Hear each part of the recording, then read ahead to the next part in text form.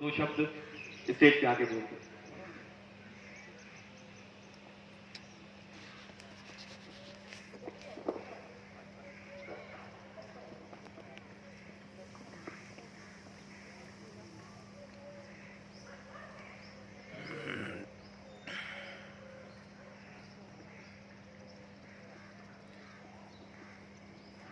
सबसे पहले तो मैं आप सभी को स्वतंत्रता दिवस की बहुत बहुत बहुत शुभकामनाएं देती हूँ।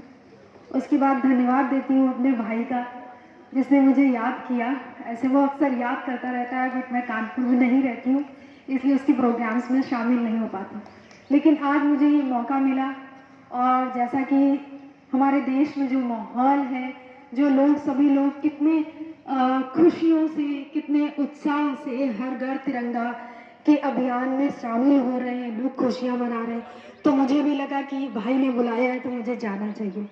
तो आज मैं आप सभी के बीच शामिल हुई हूँ, और बहुत ज़्यादा तो कुछ नहीं कहना चाहती हूँ, बस इतना कहना चाहती हूँ कि मैं अपने प्रोफेशन में, जैसे मैं शिक्षा में फ्रेंच भाषा पढ़ाती हूँ, हम दोनों साथ पढ़ते थे कभी तो, और मेरे जो पतिदेव हैं वो पुलिस डिपार्टमेंट में हैं, तो जो उनका समर्पण मैं देखती हूँ, जो उनकी कर्तव्य निष्ठा में देखती हूँ देश को लेते हुए, कि किस तरह से वो 20 से 22 घंटे या कभी कभी 24 घंटे बिना सोए काम करते रहते हैं, लगे रहते हैं, और जो भी सरकार के जो भी अभियान आते हैं उनमें परस्पर उनका साथ देते हैं, और कहीं ना कहीं हर जगह वो जूझते रहते हैं।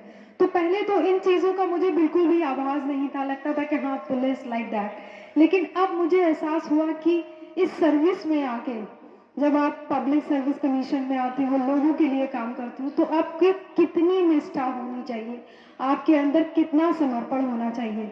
तो बहुत कुछ मैं अपने पति से भी सीखती हूँ, करने की कोशिश करती हूँ अपने देश के लिए। तो इसी तरह अपने देश की सेवा के लिए, अपने घर के लिए, बच्चों के लिए, परिवार के लिए हम सबकी सहभागिता होनी चाहिए, समर्पण होना चाहिए, क्योंकि हर घर से जब बच्चा निकलता है आगे, तभी वो एक राष्ट्र का निर्माण करता है, देश का निर्माण करता है, उसकी सोच बदलती है। तो इसलिए सबसे पहले हमें अपने घर से उसकी शुरुआत करनी चाहिए।